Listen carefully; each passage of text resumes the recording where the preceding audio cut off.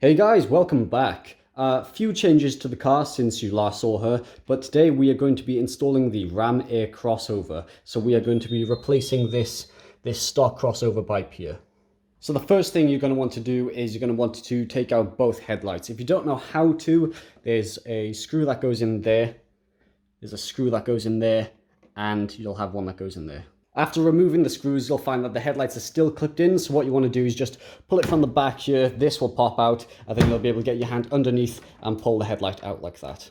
So now your car should look something like this with the headlights out. The next step is to take off these wipers. So they've got little rubber caps on, you just take that off, and then you're just going to need to take that nut off, and it's the exact same thing here, rubber cap, and then just that nut there.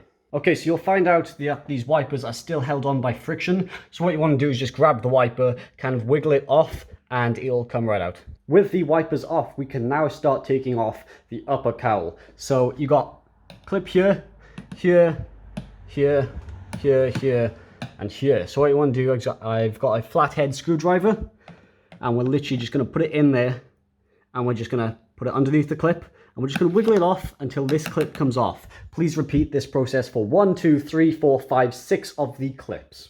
Okay, so after you have taken the clips off, this upper piece is ready to come out. So you'll see here, it's got the windscreen like trim. So just move that out of the way. Same on the other side. So once that's out like that, this literally just lifts off. You just lift this past here, past there, and over these little trim pieces, and this whole upper thing will come out and you'll be left with the lower piece. Okay, so we have lifted the upper piece out, now we are left with the lower piece.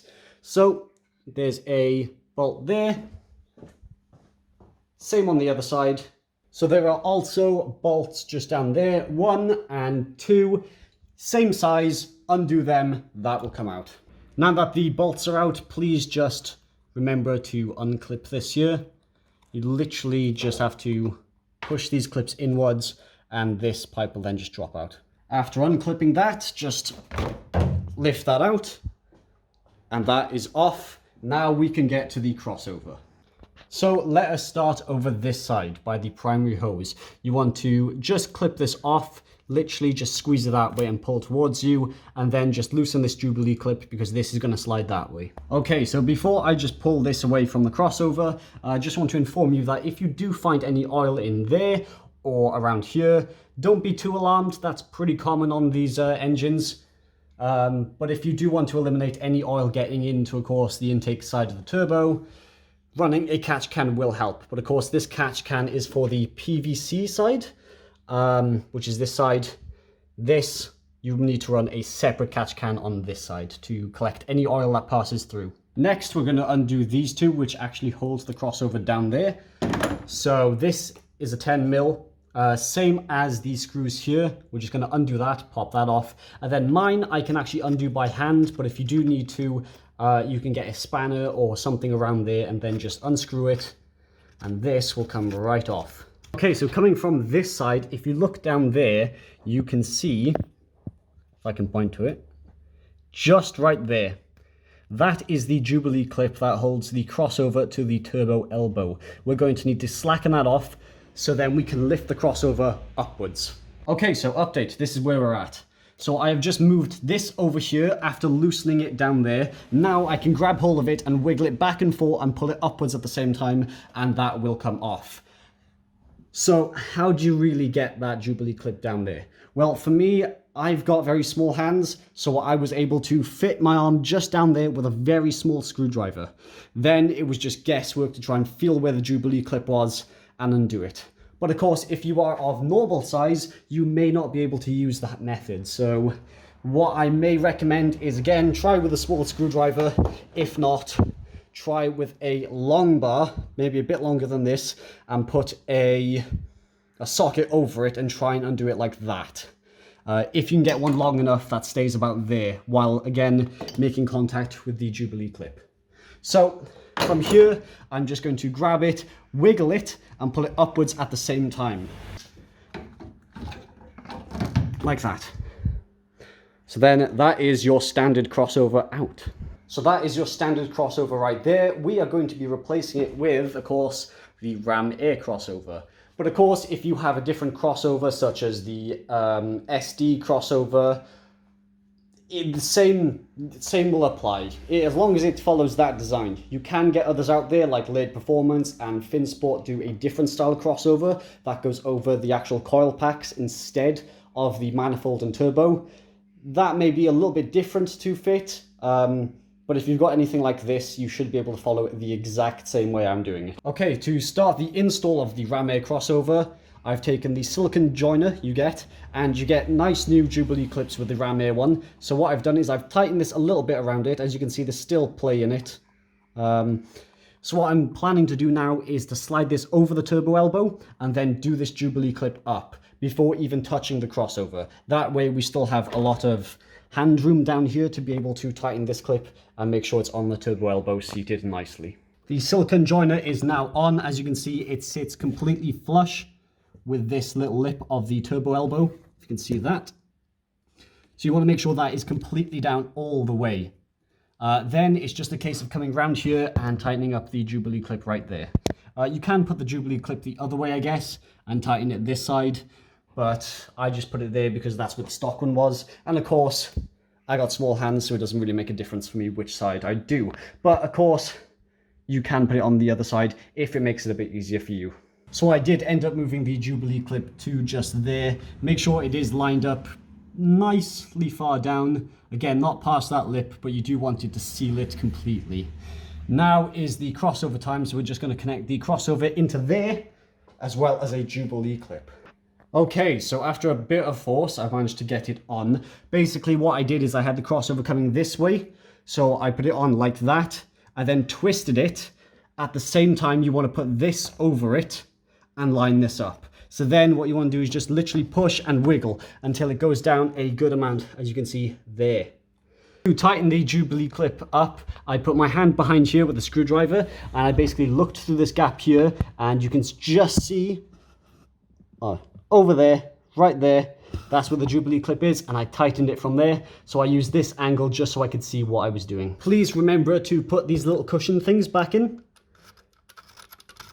So as I screw that down, you can see it kind of seals it there. So I'll need to put the cushion back on there. So they should either be on your intake or they would have come off like mine when you unscrewed it. So just fish those from the intake, just slide it on there and put that on before putting the actual nut on itself. So I'm just tightening this now. As you can see, it sits on these rubber things.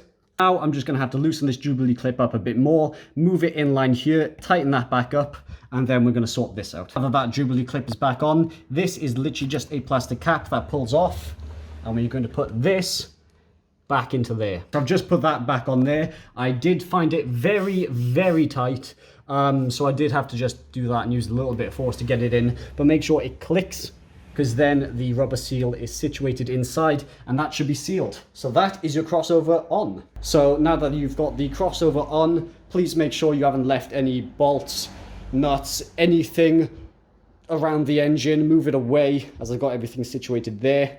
Make sure everything's tight, make sure everything's back on, double, triple check it, and then we have to turn the car on. So before putting the upper and lower cowl back on and the headlights and all that, we want to make sure it works, obviously. So battery on and on.